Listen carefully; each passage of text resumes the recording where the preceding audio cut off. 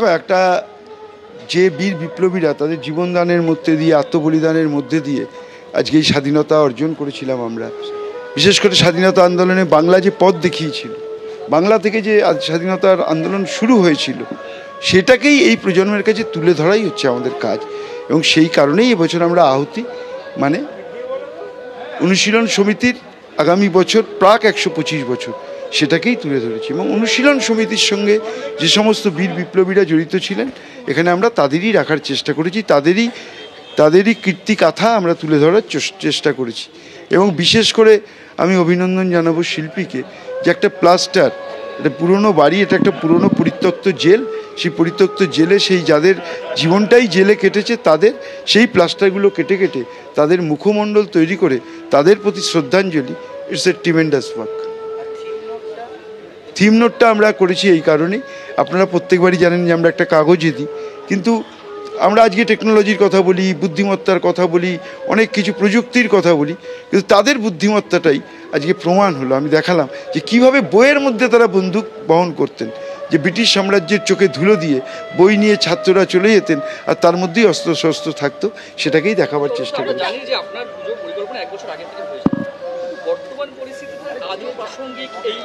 বাঙালির অবদান, স্বাধীনতা যুদ্ধে বাংলার অবদান রাজনৈতিক পর্যায়ে কিন্তু ঘুরে ফিরে এখনো আসছে সেখানে।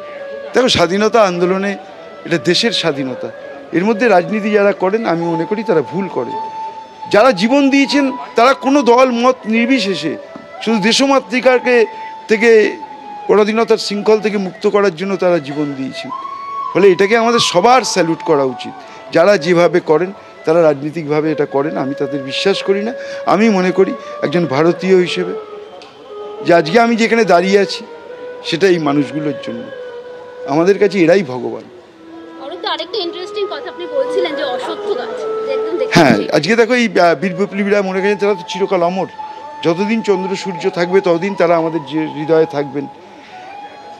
তারা যে আজকে জীবিত আমাদের হৃদয়ে, মানুষের কাছে, এই অশ্বত্থ গাছটাই তার প্রমাণ দিচ্ছে যে তারা আজকেও জীবিত আমাদের। সুরুচি সংঘ ৭২তম বছরে এবার তাদের থিম আহুতি। মহালয়ার দিন সুরুচি সংঘের থিম সং এরও উদ্বোধন। অর্ণব মুখোপাধ্যায় আমাদের প্রতিনিধির সঙ্গে রয়েছেন। অর্ণব,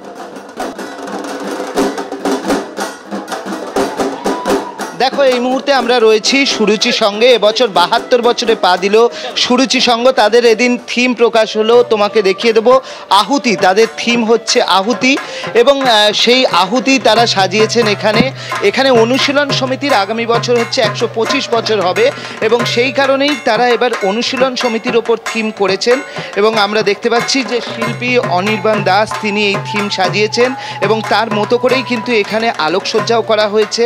আজকে থিম সং প্রকাশ করা হয়েছে, যার গীতিকার এবং সুরকার উভয়ই হচ্ছেন মমতা বন্দ্যোপাধ্যায়। আর এই যে মণ্ডপ, সেই মণ্ডপ কিন্তু হচ্ছে প্লাস্টার কেটে কেটে তৈরি করা হয়েছে। বিপ্লবী বারিন ঘোষ থেকে তোমার ঋষি অরবিন্দ, তাদের সবাইয়ের ছবি রয়েছে। সামনে আমরা ঢুকেই প্রবেশ করে দেখতে পাবো যে ক্ষুদিরাম বসু, তার ছবি রয়েছে, এবং তার ডেথ সার্টিফিকেট সেটাও একটা রয়েছে। অন্যদিকে তোমাকে আর একটা জিনিস দেখিয়ে দেবো। এই প্রথম একটা জিনিস আমরা পেলাম, যেটা হচ্ছে প্রেস, এখানে হচ্ছে থিম সঙের ওপর একটা নোট, থিম নোট তারা বলছেন। এবং এই থিম নোটটা তৈরি করা হয়েছে, বিপ্লবীরা এরকম বই, সেই বইয়ের ভেতরে কিন্তু তারা তাদের যে আগ্নেয়াস্ত্র, সেই আগ্নেয়াস্ত্র তারা রাখতেন। তো এই যে বইটা প্রকাশ করা হয়েছে, এই বইটাকেও সেরকমভাবেই করা হয়েছে যে এই বইয়ের ভেতরে বিপ্লবীরা এরকমভাবে আগ্নেয়াস্ত্র নিয়ে ঘুরতেন। সেই হিসেবে এই আহুতি অনুশীলন সমিতির বীর সেনানীদের স্মৃতিতে উৎসর্গীকৃত এই একটা আলাদাভাবে নোটও বের করা হয়েছে। অর্থাৎ একদিকে থিম নোট, তার পাশাপাশি থিম সং, যেটা হচ্ছে মমতা বন্দ্যোপাধ্যায় গীতিকার এবং সুরকার, এবং তার পাশাপাশি আমরা এখানে রয়েছি, যেখানে তোমাকে দেখিয়ে দিচ্ছি যে এইটা পুরো মণ্ডপটা জুড়ে কিন্তু বিপ্লবীদের চিত্র তুলে ধরা হয়েছে। তার পাশাপাশি এখানে যে সমস্ত ইংরেজ আমলে যে সমস্ত আমরা অনেকের কথাই পড়ি যারা অত্যাচার চালিয়েছিলেন, তাদেরও কিন্তু ছবি এবং তারা কিভাবে অত্যাচার করেছিলেন সেইগুলোকেও তুলে ধরা হয়েছে। এবং এইভাবেই কিন্তু আজকে এই যে থিমের মণ্ডপ, সেই মণ্ডপ সেইটা কিন্তু আজকে জানানো হলো সুরুচি সংঘের পক্ষ থেকে। এখানে শিল্পী রয়েছেন, এখানে শিল্পীর সঙ্গে কথা বলবো, চেষ্টা করবো। অনির্বাণ, জানতে চাইবো কিভাবে সাজিয়েছেন, কি কি উপকরণ ব্যবহার করেছেন? দেখুন, এখানে সবই